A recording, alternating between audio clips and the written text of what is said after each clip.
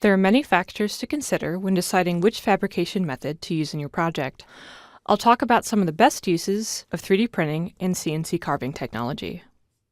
Both methods can come from 3D models, are highly accurate, can use a variety of materials, are well suited for both prototyping and mass production, and are considered agile production methods.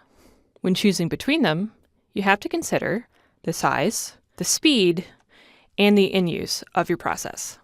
3D print technology is limited mostly by size. You can print parts and assemble them into a larger whole, but you will still have to factor in the maximum size you can print. Within those size limitations, 3D printing, like SLA or DLP, can be extremely accurate and well suited for visual prototype samples. With the right settings, you can test for fit-up, get feedback from focus groups, or get a hands-on look at your project. It's a good idea to utilize 3D printing technology before moving to batch or mass production, especially if you're still working out the details. It's one of the most agile production methods possible. You can edit iterations of your design with ease before finalizing it in hard steel.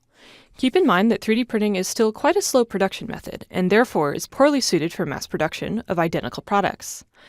The flip side of this is that you can create custom prosthetics that match the patient exactly and cost significantly less, while still being able to create shapes that would be nearly impossible using other production methods. One of my favorite uses for 3D printing is the ability to create customized surgical inserts.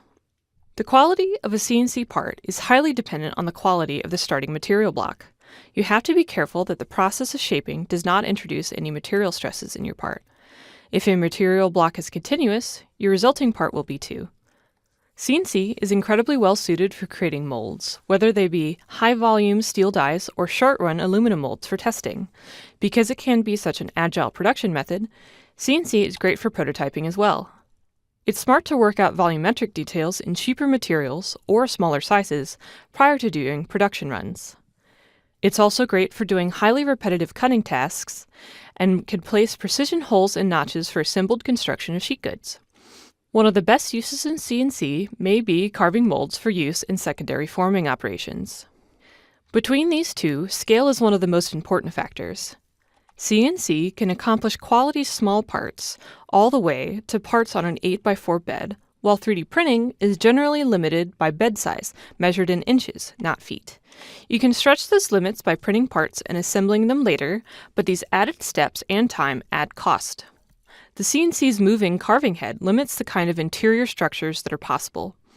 No curving interior channels, for example.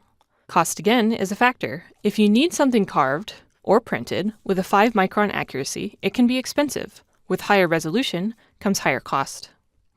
Material is also an important factor, both in terms of what your project needs and what you have access to.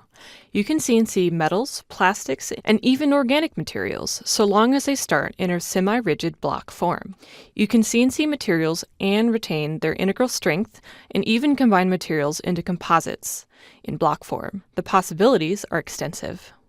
3D printing is a newer technology, restricted by the materials that can be extruded, sintered, or cured in layers. At the time of this recording, you still can't print in structural plywood. 3D printing is also limited by the strength of the bonds between the layers of material. To improve this, companies are working on increasing the strength of these materials in a variety of ways. Markforged is doing exciting things with composite materials and metals, and Shapeways Link is combining the technology of 3D printing and wax for metal casting, and you can even print in ceramic. Finally, 3D printing achieves what no other manufacturing process can match: the ability to weave in interior lattice structures and details in solid parts. And the technology just keeps getting better.